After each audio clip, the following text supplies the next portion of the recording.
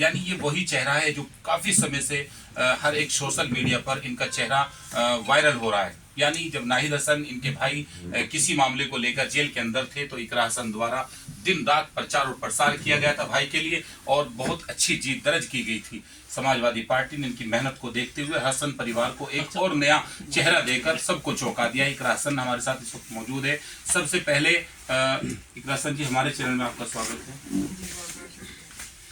किस तरह की तैयारी है? समाजवादी पार्टी ने आपके ऊपर एक बड़ा दांव खेला है, और जिस तरह से आप लगातार सोशल मीडिया पर और अन्य अकाउंट्स पर आप लगातार एक वायरल रहती हैं और अपने स्वभाव के लिए आप जाने जाती हैं, तो किस तरीके से पूरे चुनाव को लेकर चल रही हैं? जी, सबसे पहले तो पार्टी की हाईकमान का मैं दिल से शुक्रिया अदा करना चाहती हूँ कि उन्होंने मुझ पर इतनी बड़ी जिम्मेदारी देने का फैसला करा, और इसको बखूबी निभाने की कोशिश करेंगे। और तैयारी हमारी लगातार 2 साल से है। हम लोग क्षेत्र में हैं, सक्रिय हैं, अपने लोगों के बीच में हैं, और सभी ये जो हमारी सरकार है, इससे हर वर्ग शोषित हो रहा है इस सरकार से, और सभी जो वर्ग हैं वो हमारे साथ रहेंगे, और इंशाल्लाह हमें उम्मीद है कि हम अच्छी जीत दर्ज करेंगे। पिछले दिनों आपका एक वीडियो वायरल हुआ जिसमें आपने जैन चौधरी को कहा कि पूरा आशीर्वाद उन्हीं का मुझे मिला है, तभी ये सिर्फ मेरे खाते में ये मुझे टिकट हुआ है। तो इसको आप किस नजरिए से देख रहे हैं? यानी इकरा हसन ने एक नया दाव भी यहाँ से चलाया? नहीं, दाव की बात नहीं थी, ये हकीकत है कि उन्होंने मेरा नाम आगे रखा था। उस टाइम हम सब इकट्ठे गठबंधन में थे, तो ये हमारे लिए बहुत बड़ी बात थी, क्योंकि वो गठबंधन के दल में थे, और फिर दूसरी पार्टी के किसी उम्मीदवार का नाम इस तरीके से आगे पेश करना बड़ी बात है, जिसका सम्मान और कदर मेरे मन में आज भी है। तो मैंने बस यही बात, क्योंकि लोग तरह तरह की बातें कर रहे थे कि कैराना सीट की वजह से झगड़ा हुआ, और ये तो मैं बस उस बात को क्लियर करना चाहती थी, और वही बात रही।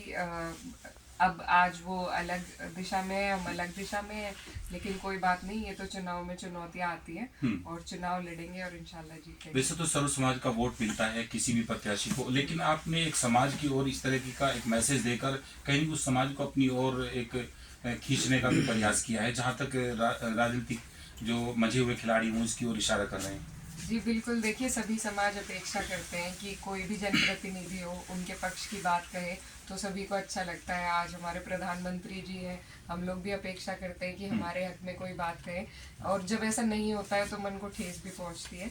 लेकिन तो ये तो सभी का फर्ज है कि हर समाज की बात करे, हर वर्ग की बात करे, हर धर्म की बात करे। तो वही मेरी भी कोशिश है कि सभी का साथ मिले और सभी का मैं भी सम्मान रख सकूं। मनोहर हसन एक बहुत बड़ा नाम था, यानी यूपी कहें या फिर हिंदुस्तान में कहें, एक वो नाम जिसका नाम आते ही आज उनके चाहने वाले उनकी एक पूरी पिछली दुनिया में पहुंच जाते हैं। तो आप उनकी कहीं ना कहीं उनके एक वारिस बनकर आगे इस राजनीति को बढ़ाएंगे, तो उनके पदचिन्हों पर किस तरीके का आपने एक संकल्प लिया है कि उस सियासत को आगे बढ़ाना है?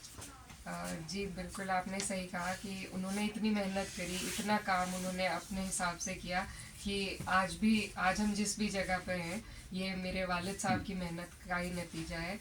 और बस यही कोशिश है कि उनके नाम को जिंदा रखें, और जिस तरीके से उन्होंने दुनिया में रहते हुए लोगों की सेवा करी, उसी तरीके से हम भी अपने लोगों के काम आ सकें किसी ना किसी तरीके से, और अपने वालिद साहब का जो चलाया हुआ ये कारवा है इसको आगे लेकर बढ़ सकें। आपने सोचा था कि भाई जेल के अंदर जाएंगे और सियासत के अंदर मैं भी आऊंगी और फिर एक लोकसभा की जिम्मेदारी मिलेगी और फिर इस तरीके का माहौल खड़ा होगा?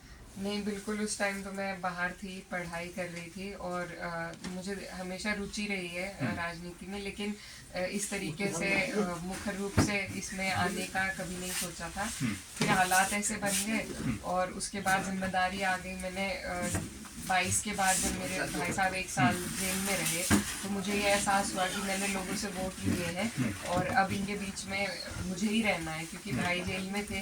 तो मैं लगातार उस टाइम लोगों के बीच में रही, क्योंकि उन्होंने जिसे वोट दिया है, मैं उनसे वोट मांगने गई थी, उन्होंने मेरे कहने से सबने वोट दिया, बहुत सम्मान दिया। तो अब उनके सम्मान को बरकरार रखने का फर्ज था मेरा। मैं लगातार जब मेरे भाई जेल में रहे, मैं लगातार फील्ड में रही, और अब उसके बाद फिर ऊपर वाले की कृपा से एक के बाद एक असबाब बनते चले गए, और आज हम यहाँ दूसरी पार्टियों के नेता भी इकरा हसन की तारीफ करते नहीं थकते हैं। इकरा हसन के अंदर वो कौन सी चीज है कि इकरा हसन दूसरी पार्टी के लोगों को अपनी ओर आकर्षित करती है? यानी आपका चुनाव लड़ने का तरीका ही सबसे अलग है। यानी आप बड़े साइलेंट तरीके से, आज आप गंगों में आई, आपको पता भी नहीं है आपका चुनावी जो है सो पूरा गर्म माहौल है।